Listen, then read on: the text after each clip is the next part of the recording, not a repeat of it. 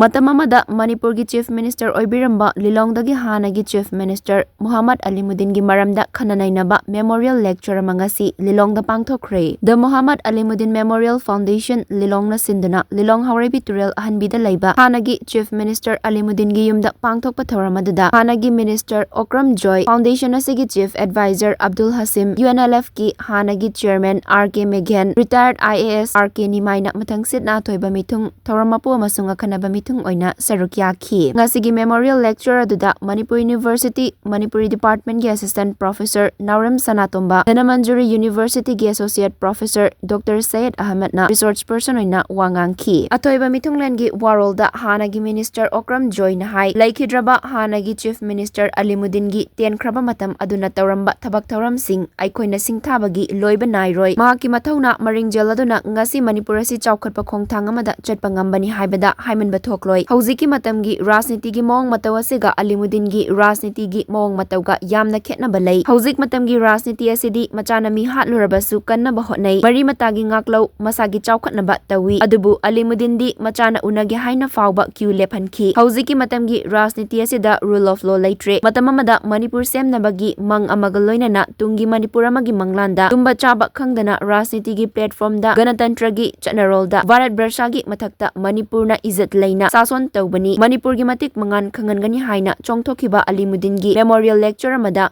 ningtamna wangangba fangjaba sembiba mapuna thousand bani sargada kabaga chapmanana harauba fawi aikoi ngasi di anauba firep anauba wasak anauba wakalon anauba mityeng anauba Manipur amagi damakta rajamiyam aikoi chapchana thaudang laubagi thauna lingjel adu leiminarasi hauji koiriba Manipur gi fiba masida Hannagi Chief Minister Alimuddin gumba miyoi ama mathautai haiki RK.Meghen na haikibada Ingkumza English nga machamapan humfunipan da lingkat kiba Pan Manipur Youth League na English nga machamapan humfumapan gi August ki tang 12 da Patriots Day gi thouram pangthokpa hauki. Masigi mamangda Patriots Day gi thouram asi pangthokpa ngamnaramde. Numit aduda Hannagi Chief Minister Alimuddin bu Chief Guest oina saruk yanaba haizaki. Mahak numit adu ngasi sumita uri. Hannagi Chief Minister gi maithongda takiba Manipur bu nungsiba positive oiba mawang mataw adu Chief Guest amo oibagi thouram adu yawbani haina aikoina kaidawnungda khanma ngamloi. Numit adudani Patriots Day bu mahakna suti lauthoklambasu loinana Hannagi Chief Minister Alimuddin lamdam asigi damakta tauramba thabak thouram sing palludrabasu aikoina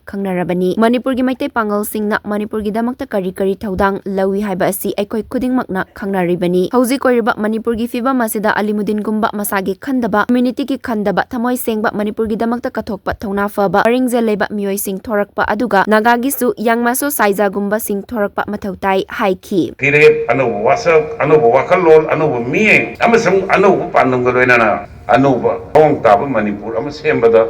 Praja aikoi punamak chap chana numitudani Patriots Day ase state holiday oirangin lakfomas halan lakfomas matam amada Manipur semnabigi mang amaga loinana tungi Manipur amagi manglanda tumba chaba khangdana ranjigi platform da ganatantra gi chanarol da Bharat Barsha gi matakta Manipur na izat leina sason tawni Manipur gi matik khangdani hana songthokiba nufama Mahaki sigumba Memorial Lecture da ay yamning tamna ay aning bukhara haiba ngambase ontona nungaiba akoi gi sarga da ka bai do atumai nai haraugi ai khoi ngasidi anauba firep anauba wasak anauba wakalol anauba mieng amasung anauba panungaloina na anauba mawang taba Manipur amasembada praja aikoi punamak chap chana thaudang lobagi thauna Bangal punsi, aku punong the people who know how to sort of call them. Chief Guest oibagi ayaba pekpa do chunagi jibni sama oibagi ya pekuna na kuna lohide. Patriots Day gi wan to adu khangna Chief Minister amoina adu yawgi haibagi la bi haibasi kamaina kuna khangi eda. Numitudani Patriots Day ase state holiday oirangin lakfomas halan lakfomas aikoi patriotism gi tangkama horakibagi atada yamna yangyang lawa dumba saktam amani haibse nam thamjagi aduna khoi jom mayam da nexing muse adugumba lepak musiba aduga communal feeling is really to community kaptagi khanda ꯂꯩꯄꯥꯛꯀꯤ ꯃꯅꯤꯄꯨꯔꯒꯤ ꯈꯜꯂꯛꯄ ꯑꯗꯨꯝ ꯃꯤꯑꯣꯏ ꯁꯨꯃꯥꯏꯅ ꯆꯣꯡꯊꯣꯔꯛꯈꯤꯕ ꯍꯤꯁꯇ꯭ꯔꯤꯅ ꯄꯨꯊꯣꯔꯛꯈꯤꯕ ꯁꯨꯝꯕ ꯃꯤꯑꯣꯏꯁꯤꯡ ꯑꯁꯦ ꯃꯁꯤ ꯉꯁꯤꯃꯛ ꯑꯣꯏꯔꯤꯕ ꯃꯅꯤꯄꯨꯔꯒꯤ ꯃꯆꯣꯏ ꯇꯥꯍꯜꯂꯕ ꯑꯃꯒ ꯑꯃꯒ ꯍꯥꯠꯅꯍꯜꯂꯕ ꯑꯗꯒꯤ ꯀꯥꯡꯈꯣꯡ ꯆꯥꯏꯕ ꯂꯩꯄꯥꯛꯀꯤ ꯑꯣꯏꯔꯤꯕ ꯐꯤꯕꯝꯁꯤꯗ ꯑꯁꯤꯒꯨꯝꯕ ꯂꯨꯆꯤꯡꯕꯁꯤꯡꯁꯦ ꯃꯁꯤ ꯌꯥꯝꯅ ꯍꯦꯟꯅ ꯃꯊꯧ ꯇꯥꯔꯛꯏ ꯑꯁꯤꯒꯨꯝꯕ ꯃꯤꯑꯣꯏꯁꯤꯡ ꯄꯨꯊꯣꯛꯄ ꯍꯥꯏꯕꯁꯦ ꯑꯩꯈꯣꯏꯅ ꯉꯁꯤ ꯍꯌꯦꯡ ꯋꯥꯔꯤ ꯁꯥꯟꯅꯔꯒ ꯊꯣꯛꯂꯛ ꯍꯥꯏꯕꯗꯤ ꯌꯥꯔꯣꯏ ꯑꯗꯨꯕꯨ ꯐꯤꯕꯝꯅꯁꯨ ꯁꯣꯏꯅ ꯄꯨꯊꯣꯔꯛꯀꯅꯦꯅ ꯈꯜꯂꯤ ꯉꯁꯤꯒꯤ ꯑꯣꯏꯕ ꯐꯤꯕꯝꯁꯤꯗ ꯍꯣꯏꯃꯣ ꯑꯂꯤꯃꯨꯗꯤꯟꯒꯨꯝꯕ ꯃꯤꯑꯣꯏꯁꯤꯡ